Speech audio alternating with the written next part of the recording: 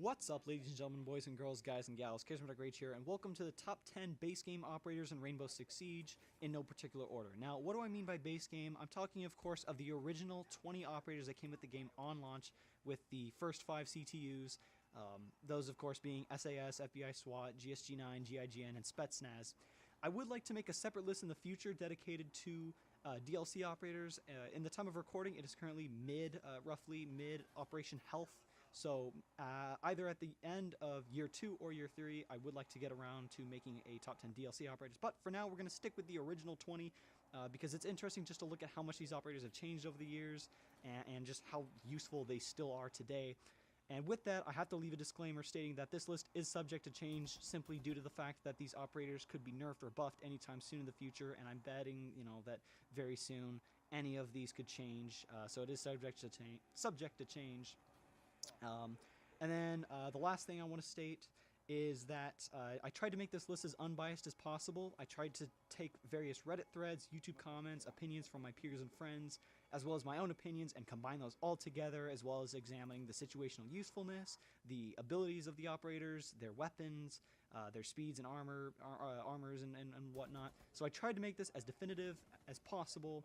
But, with how much the list could change in the future, I may have to make an updated one, just like I plan on making an updated weapons video pretty soon here, someday. But without further ado, sorry to make this intro so long, let's just get right into the video. Do you know what an artist and a sniper have in common? Details.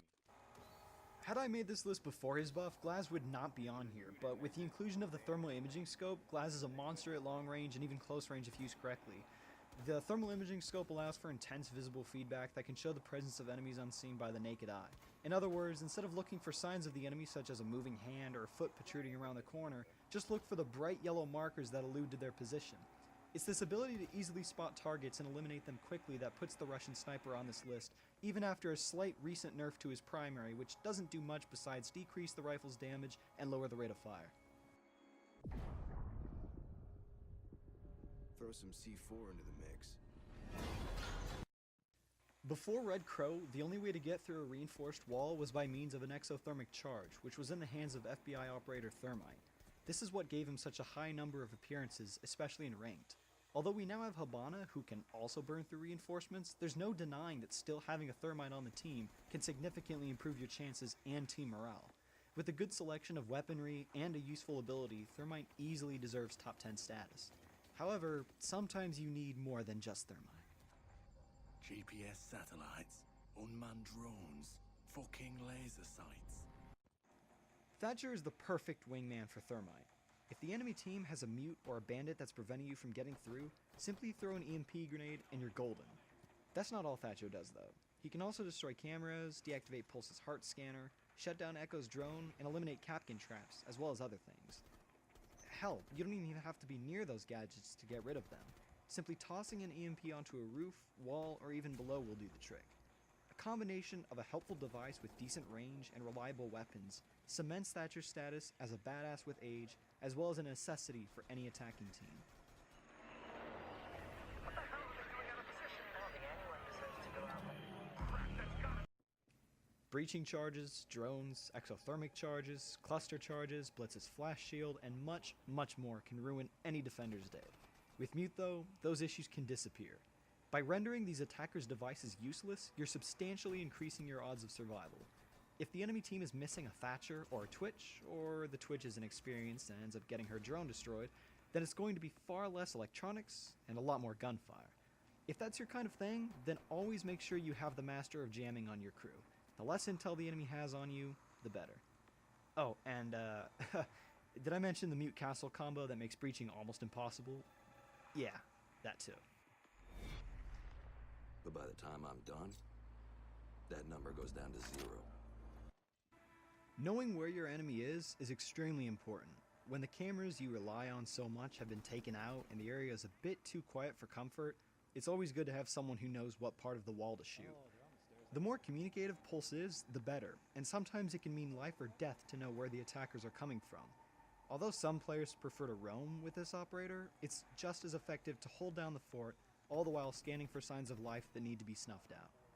There's a reason that the presence of a pulse sends chills down the spines of attackers everywhere.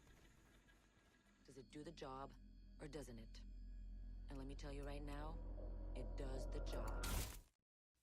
Have you ever wished that drones could attack enemies, as well as destroy gadgets that are being deployed in the planning stage? With the GIGN operator Twitch, you can do just that.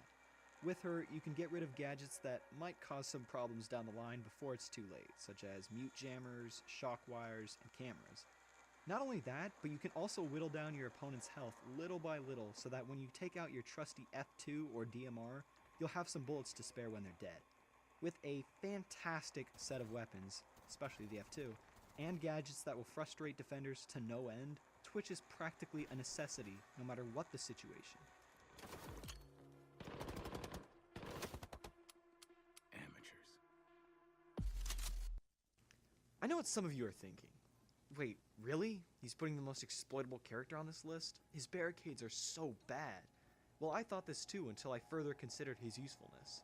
His bulletproof barricades can slow down attackers, preventing early round rushing, and they can also prevent wallbangs through barricades from enemies other than glass.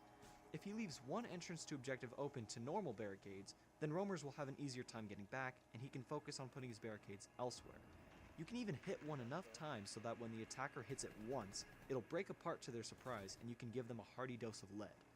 His ability can be used in any situation and any game mode, and as long as your castle knows what he's doing, your team will have more time to plan, and you'll be more likely to hear the enemy coming.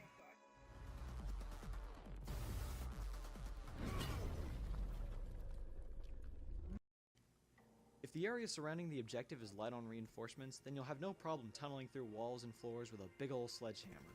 It's much faster than using a breaching charge and allows better sightlines with a lack of smoke left over from a charge. Additionally, Sledge's hammer has plenty of uses, and it's super rare to ever run out, so swing away. Although Sledge can be exposed for a brief moment after using the hammer, there's a satisfying feeling from smashing open a wall or a barricade quickly to the surprise of the defenders, especially when you take them out immediately after with your shotgun or rifle. Oh, and not to mention the amazing machine pistol at his disposal as well. When I was little, my Savta taught me that silence was a woman's best garment. I was having a rough time deciding whether or not to include Ash for the top 10. After all, I've already included 3 other FBI operators, and the last thing I want to be called is a biased American fanboy. But alas, with a killer arsenal, 3-level speed, and a simple but useful gadget, Ash makes the list. The R4C and the G36C are both fantastic rifles that work well at damn near any range. The M120 Krem could be better, as in its current state it only comes equipped with 2 rounds, both of which can be taken out by Jaeger's ADSs as well as Bandit's shockwire, but it does come in handy nonetheless when destroying walls, barricades, and even killing enemies. So, hey, what can I say? The FBI kicks butt.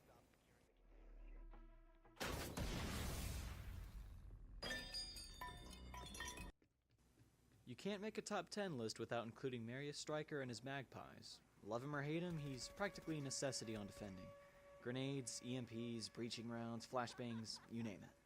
The ability to counteract attackers' projectiles is an important one, and having a powerful arsenal certainly helps too. Whether he's spawn killing, holding down OBJ, or roaming, the attackers are gonna have something to worry about when a Jaeger's on the team. The only thing you'll really have to worry about is those pesky cluster charges, unless of course you mow them down with the carbine before it even deploys. All in all, a fantastic operator, and a son of a bitch when it comes to spawn peeking. And that's it for the video, guys. Thank you very much for watching this, and be sure to like, comment, and subscribe. Definitely comment. I'm looking forward to what you guys think of this. I know that other operators like Rook, Fuse, Doc, and Bandit were huge considerations, almost beating out operators like Ash, Castle, Glaz. So I'm sure there's going to be a little bit of controversy, but that's fine. You know, everyone has their own opinions. Everyone has their own top 10s, and that's why I want to see what you guys think, because, you know, there's so many operators, and each operator in this game has its strengths and its weaknesses, and that's just what makes this game so great, is that it has such a diverse cast of characters. But I don't want to make this outro too long or full of rambling, so I just want to thank you guys for watching this. This took a surprising amount of time to make. I didn't think it'd take this long. There was also a lot of stalling, a lot of me just trying to figure out, like, damn, what should the final 10 be? So this list basically, had a lot of changes over time, but I'm glad that it's all finally culminated into this video, and it's finally done, and I'm hoping to hear some positive feedback, but I understand if everyone, you know, has their own thoughts and opinions, and that's why I want to hear from you guys. But thank you very much for watching, and I will see you guys in the next video, whatever that may be.